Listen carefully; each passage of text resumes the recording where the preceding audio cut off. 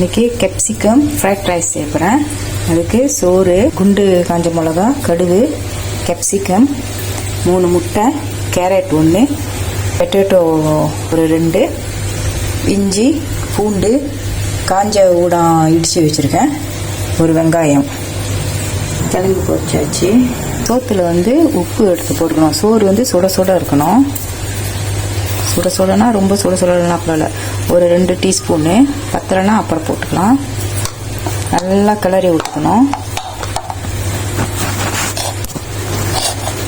இப்போ கடுகு,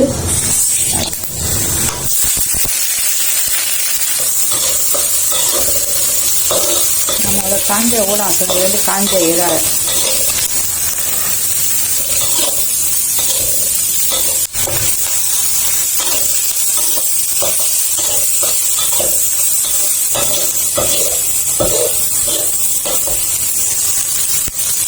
வீட்டை போட்டுக்கலாம்.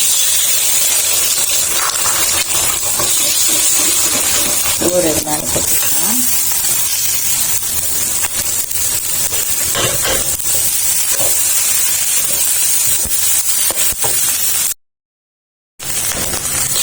That's nice.